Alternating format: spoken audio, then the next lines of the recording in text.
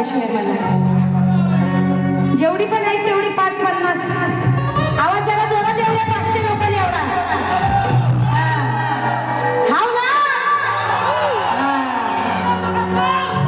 खटलो काय बघा तुरेवाल्यांची बारी झालेली आहे बरोबर आहे म्हणजे शंकराची बारी झालेली आहे असं म्हणायला हरकत नाही बरोबर की नाही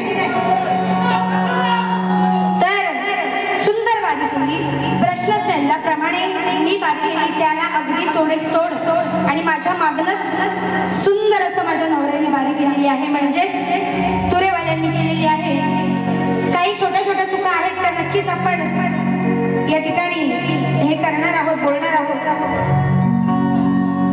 बघा या ठिकाणी श्री संतोष मोरे काका या ठिकाणी ते रोहा रोड इथून आलेले आहेत खरं तर बारीसाठी आणि वेळोवेळी आम्हाला त्या पट्ट्यात कार्यक्रम असल्यानंतर आम्हाला गाडीची व्यवस्था करून देतात तर त्यांच्याकडून 101 रुपये बहुमोलाचं पारितोषिक आहे माझ्यासाठी त्याचप्रमाणे मयूर रमेश पालवणकर मुरुड रायगड यांच्याकडून खास ढोलकीपट्टूसाठी 101 रुपये आलेले आहेत धन्यवाद त्याचप्रमाणे असं त्यांचं म्हणणं आहे की रामचंद्र घाणेकर बुवा संकेत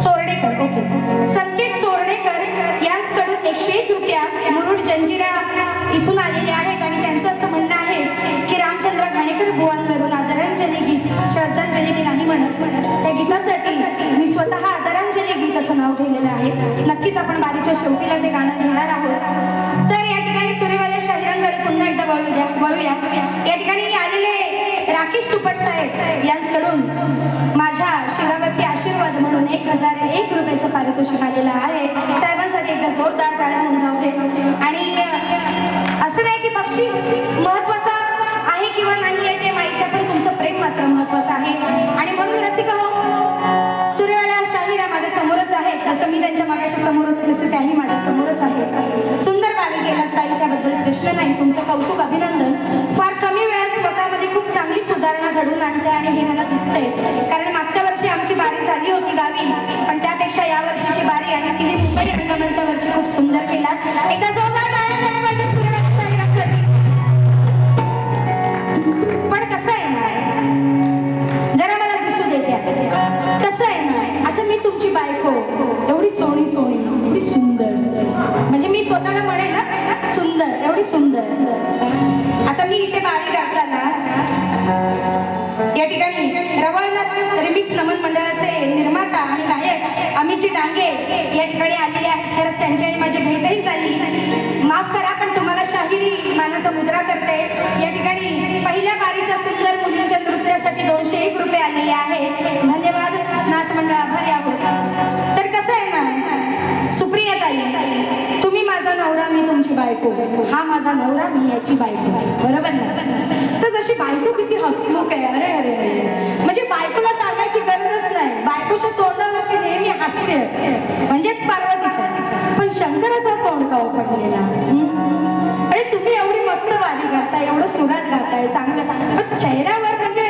असं झालंय का आपली माशी चालत नाही असं तर जरा चेहरा कसा हसमुख असला पाहिजे हे आपण तुरेवाले कसा एकदम जोर जोरात नाच बीस तर एकदम तुफानच आहे आणि कसं फक्त तेवढीच एक मला एक कमी वाटली आणि म्हणून मी सांगते जरा चेहऱ्यावर ताई फक्त हास्य असू दे बाकी बारी एकदम भन्नाट आता बघा गवळणीचा विषय पांडुसाठी गवळणीचा विषय सुंदर गवळण सादरीकरण गवळणीचं उत्तरही माझ्या दिलं पण कसं पहिलं तर ती बाजाराला जायला विकणे निघाले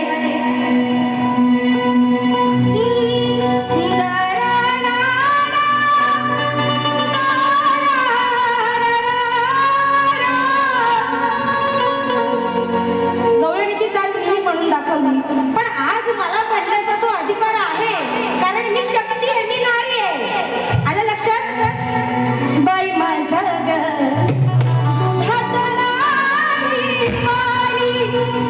ही गवळण राधेची आहे मी इथे म्हणू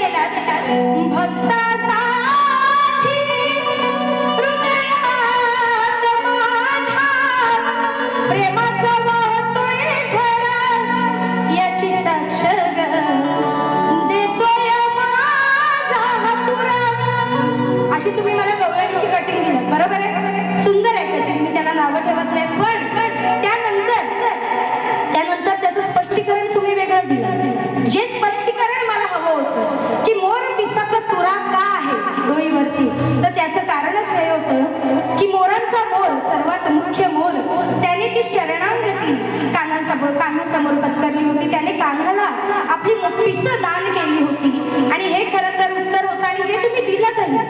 पण माझी अपेक्षा होती की गवळणीच्या काठीमधून मला ते उत्तर मिळायला हवं होतं. हरकत नाही, तुम्ही आधी काठ वेगळी दिलात आणि त्यानंतर स्पष्टीकरण वेगळं दिलात.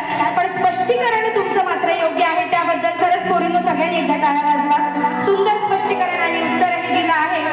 आणि त्यानंतर तुरेवाल्या शाहिऱ्या मला म्हणतात तुरेवाल्या शाहीर ऐकून नव्हता विषय घ्यायचा, कारण त्यांनी चुकी लगेच मान्य केली.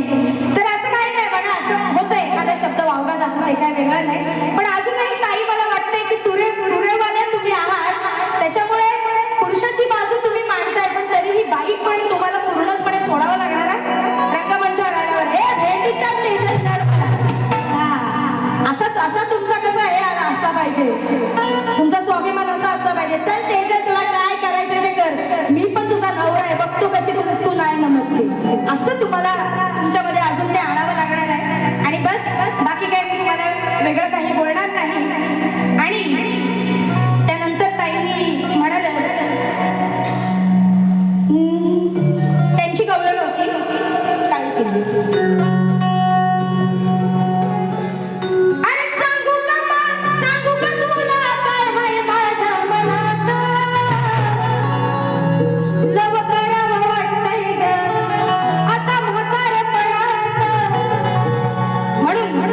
विषय माझ्यावर सोडलेला आहे बघा.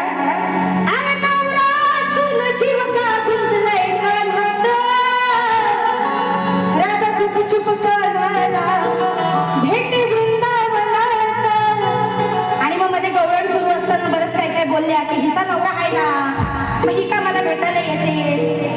कर चोरा तुला माहित नाही मी तुला का भेटायला येते ते. मग 7व्या अवतारी राम अवतारी वचन तूच ना रे दिलंस मला. तूच तर बोललास की राधे पुढच्या वर्षी नव्हे पुढच्या जन्मी मी तुझा कान्हा आणि तू माझी राधा म्हणून जन्माला येऊ, हे वचन तूच मला दिलंस. आणि स्वतःला त्या बाल रूपात आणि मला वैवाहिक झालेल्या स्त्रीच्या रूपात तूच नारे आणलंस. तुझीच नाती लीला, तूच त्या त्रिभुवनाचा सगळा निर्माता आहेस आणि तूच ना हे सगळं रचलंस. आणि आता मलाच म्हणतोस, मला दोष लावतोस की नवरा असून मला भेटायला येते म्हणून. मग तुला नको हवे होते ना मी, मग कशाला 7व्या अवतारात वचन दिलंस. मोठेपणा तू केलास, मी काय केला, बरोबर की नाही. मग कशाला उगाच बोलायचं. मग आता बघा गवळणीची कटिंग कशी आहे. अरे लीला ही तुझीच सांगते मी साऱ्या जनात, लीला ही तुझीच सांगते मी साऱ्या जनात. म्हणून गुंतले राधिका काना तुझ्या रे वचनात, म्हणून गुंतले राधिका काना तुझ्या रे वचनात, म्हणून गुंतले राधिका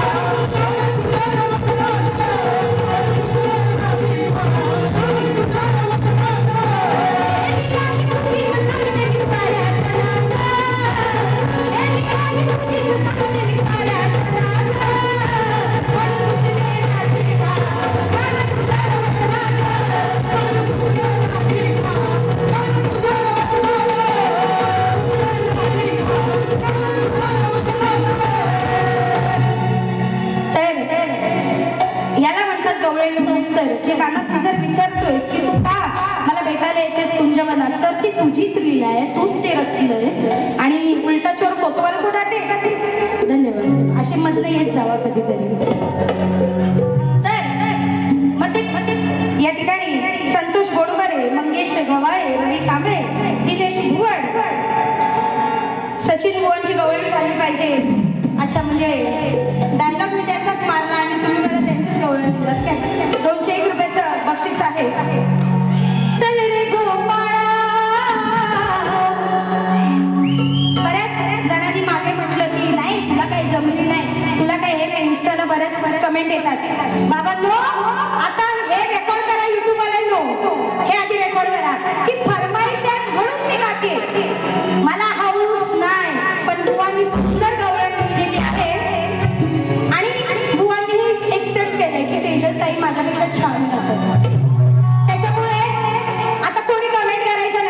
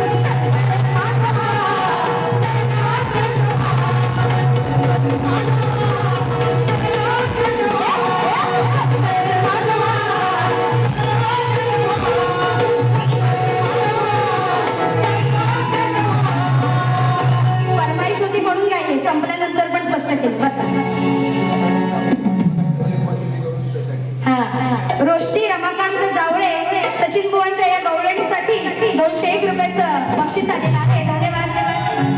बुवांच्या गवळणीमुळे पण मी फेमस होते म्हणजे बघा. तर आता बाईनी नंतर चौथा विषय गायला की जाऊ नको तुला मोठेपणात, डोकं लावलं तू जरा शास्त्र पुराणात, असं काहीतरी चाल होती मला त्यांची. हा, जाऊ नको तू मोठेपणात, डोकं लाव तू शास्त्र पुराणात. म्हणजे त्यांचा बोलण्याचा हेतू हा होता की जर मी उत्तर दिले तर बाई मी तुम्हाला स्पष्ट सांगते तुमचं ते उत्तर चुकीचं आहे. तुम्ही अजून थोडासा अभ्यास करा आणि नक्कीच उत्तराच्या जवळ तुम्ही जाल. उत्तर मला नक्की द्या. पण या वर्षभरात आपल्या नक्की पुढे बाऱ्या आहेत, त्याच्यामुळे तुम्ही प्रयत्न करा. आणि तुमचा जो प्रश्न तुम्ही माझ्यावर सोडलात, आता तुम्ही एवढं जर गाण्यात म्हणताय जाऊ नको तू मोठेपणात, जाऊ नको तू मोठेपणात, मी मोठेपणा करते म्हणजे असं म्हणायचंय तुम्हाला. डोकं लावा तू शास्त्र पुराणात. तर ठीक आहे, शास्त्र पुराणात जरा डोकं लावून बाबा आमच्या परीने उत्तर शोधण्याचा प्रयत्न आम्ही केलाय. तर प्रश्न होता की कोणत्या राजाची कन्या कोणाच्या वरदानाने प्रसूत झाल्यानंतर पुन्हा कुमारिका होत असे, अशा प्रकारे तिने किती पुरुषापासून किती पुत्रांना जन्म दिला, त्या भाग्यवान कुमारिका राजकन्येचे नाव काय? तर जो तुमचा प्रश्न आहे त्याचं उत्तर बघा देण्याचा प्रयत्न करते. तर कोणत्या राजाची कन्या? तर सर्वात आधी ययाती राजाची कन्या कोणाच्या वरदानाने? तर कव्या गालप ऋषींच्या वरदानाने ती प्रसूत झाली होती. त्याचप्रमाणे तिने किती पुरुषांपासून किती पुत्रांना जन्म दिला? तर तिने चार पुरुषांपासून 4 पुत्रांना जन्म दिला. आणि त्या भाग्यवान कुमारिका कन्येचे नाव काय? त्या भाग्यवान कुमारिका कन्येचे नाव माधवी असे होते. आणि तुम्हाला पुढे जर, कारण तुम्ही गाण्यात कसा आशय आणला होता की त्यांचं नाव, पुरुषांचं नाव, तर त्या पुरुषांचं नाव असं आहे अयोध्या, राजा दिवोदास, राजा उशिनर आणि ऋषी विश्वमित्र याची पुत्र वसुमनस, प्रतद्रव, शिबी आणि अष्टक. तर हा प्रयत्न माझा आहे तुमचं उत्तर देण्याचा. नक्कीच जर योग्य असेल तर सांगा, नाहीतर आम्ही आमचा अजून प्रयत्न सुरू ठेवू. एकदा चाल होऊन जाऊ द्या. आपली 2 गाणी गाऊन आपल्याला या ठिकाणी गाणी संपवायची आहे.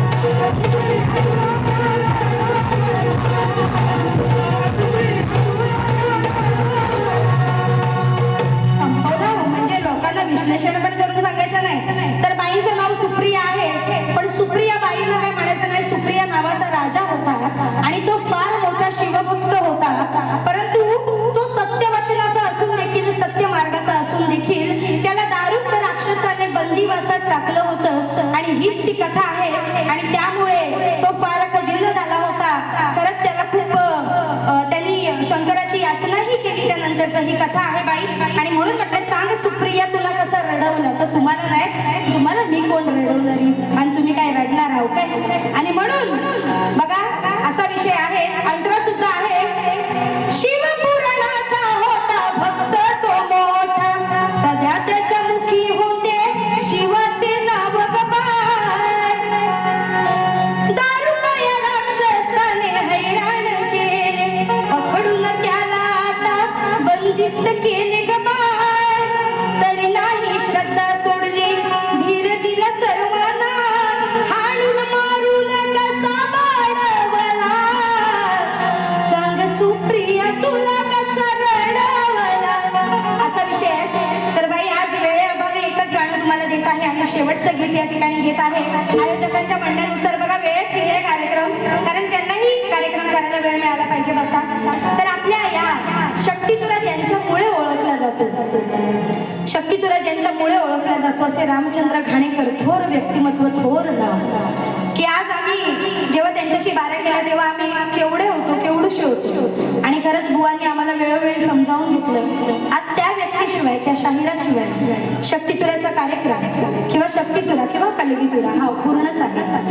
आणि कीर्ती मरावे परी कीर्ती रूपी उरावे हे त्यांच्या नावाने सिद्ध होतं. की आज त्यांनी ज्या माध्यमातून, या कलेच्या माध्यमातून आपल्याला जे काही दिलंय ते फार अनमोल आहे आणि तेच जपण्याचा प्रयत्न आपण दोन्ही शाहिरांनी करायचा. आणि म्हणून सुप्रियाताई, माझी विनंती आहे की रामचंद्र घाणेकर बुवांना ही जी आदरांजली मी देत आहे ती तुम्ही नक्कीच नीट ऐकावी आणि सर्व रसिक मायबा प्रेक्षकांनी सुद्धा ऐकावी. कारण हे शब्द लिहिताना माझं मन कुठे होतं मला माहीत नाही, पण हे शब्द आपोआप मनात आले.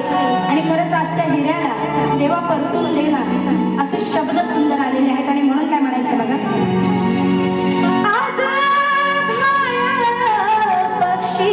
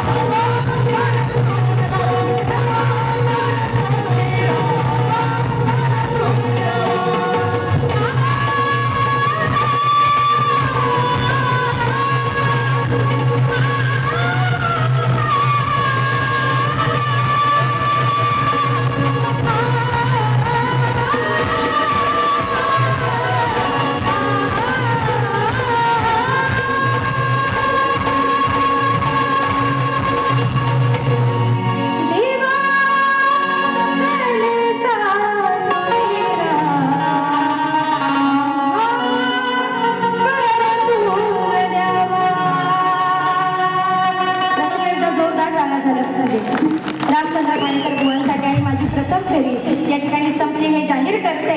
दुसरी फेरी मी जाहीर करते बघा, माझं पण आता निघालं तोंडून. फोंबत होतं त्याच्यामुळे काही नाही एवढं. तुम्हाला तुमच्या दुसऱ्या फेरीसाठी लाख लाख शुभेच्छा देते आणि या रणांगणाची रजा घेत आहे